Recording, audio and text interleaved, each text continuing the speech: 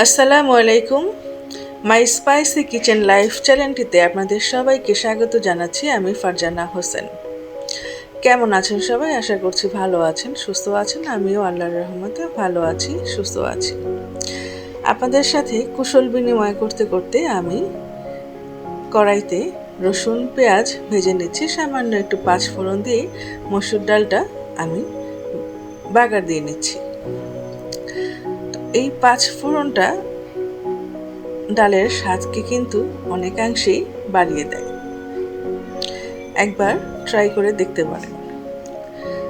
চলুন আরেকটা রান্না শুরু করা যাক। আমি ডালটা নামিয়ে নিচ্ছি। কড়াইতে আমি মোটা মোটা করে পেঁয়াজ কেটে ভেজে নিচ্ছি। চিংড়ি মাছ দিয়ে দিলাম। করলা ভাজিতে পেঁয়াজগুলো যদি একটু মোটা করে কেটে দেওয়া হয় তাহলে ভাজিটা খেতে ভালো লাগে। সামান্য একটু হলুদ আর মরিচের গুঁড়া দিয়ে নিলাম, শুধু সুন্দর একটা রং আসার জন্য।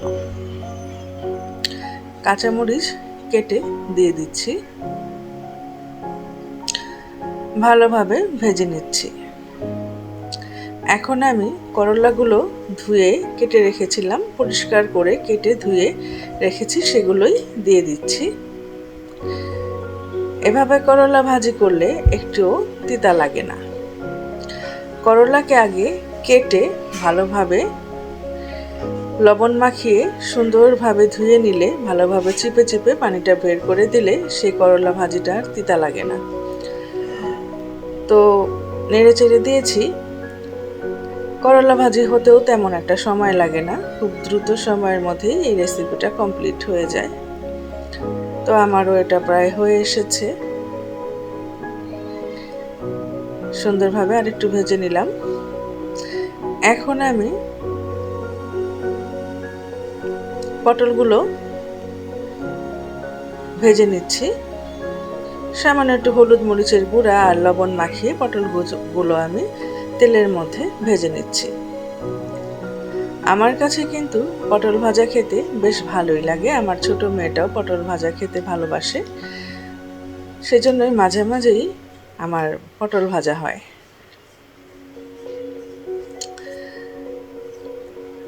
পটল ভাজা শেষে আমি মাছ, হলুদ মরিচ, লেবুর রস, লবণ, সর্ষের তেল দিয়ে ভালোভাবে মাখিয়ে রেখেছি, সেগুলোকে ভেজে নিচ্ছি।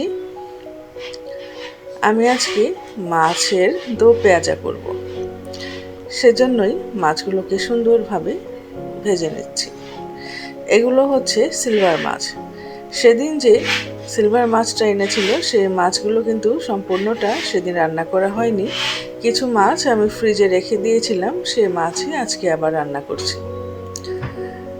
তো মাছ ভাজার বাকি তেলগুলো আমি কড়াইতে দিয়ে দিয়েছি, সাথে আরও কিছু তেল ব্যবহার আমি করেছি। এখানে দিয়ে দিলাম পেঁয়াজ। পেঁয়াজগুলো আমি খুব ভালোভাবে লাল লাল করে ভেজে নেব, যেহেতু এটা আমি মাছের পেঁয়াজা করব, সেজন্য তো পেঁয়াজা করব, সেজন্য এখানে আমি পেঁয়াজগুলোকে বেরেস্তার মতো করেই ভেজে নিয়েছি। দিয়ে দিয়েছি আদা বাটা, রসুন বাটা, এর মধ্যে পড়বে জিরার গুঁড়া। আমি জিরা গুঁড়ো করে নিয়েছি, সেই জিরার গুঁড়া দেব। এখানে ধনের গুঁড়াও আমি ব্যবহার করব। তো এখানে হলুদ মরিচ আমি খুব ভালোভাবে পানি দিয়ে একটু পেস্ট করে রেখেছি, সেটাই দিয়ে দিলাম, যেন মশলাটা খুব সুন্দরভাবে কষানো হয়। ভালোভাবে মশলা কষিয়ে নিচ্ছি। এই যে বলেছিলাম না যে আমি এখানে ধনের গুঁড়া আর জিরা ব্যবহার করব, সেটা একটু দিয়ে নিলাম। আর এখানে টমেটো কেটে রেখেছি, সেটাও দিয়ে নিলাম। সামান্য একটু লবণ দিয়ে নিলাম। টমেটোটা খুব ভালোভাবে সুন্দরভাবে এখানে সেদ্ধ হয়ে যাবে। তো মাছগুলো দিয়ে দিচ্ছি। তো এতগুলো মাছ এখন আমার মনে হচ্ছে যে কড়াইটা হয়তো ছোট হয়ে যাবে, মাছগুলো এখানে ভেঙে যেতে পারে, সেজন্য আমি কড়াইটা পাল্টে একটা ডিশে দিয়ে দিলাম, হাঁড়িতে। এখানে একটু গরম পানিও দিলাম। এখানে আমি ঝোল ঝোল তো তেমন একটা রাখবো না, যেহেতু আমি এটাকে দো পেঁয়াজা করবো। খুব অল্প পরিমাণ পানি আমি এখানে ব্যবহার করব, আর সে পানিগুলোকে আমি শুকিয়েও ফেলবো। কাঁচামরিচ দিয়ে নিয়েছি, কথা বলতে বলতে আমার এই ডিশটাও রেডি হয়ে গিয়েছে। আজকে এ পর্যন্তই থাক। তো আমার রেসিপিগুলো কোনটা আপনাদের কাছে সবচেয়ে বেশি ভালো লেগেছে কমেন্ট করে জানাবেন। আর দেখা হচ্ছে আগামী কোনো ভিডিওতে। আমার ভিডিওটি ভালো লেগে গেলে একটা লাইক করে দেবেন, সাবস্ক্রাইব করে নেবেন আর সুন্দর একটা কমেন্ট করবেন। আমি আপনাদেরকে একটু পরিবেশন করে দেখিয়ে দিচ্ছি। খোদা হাফেজ।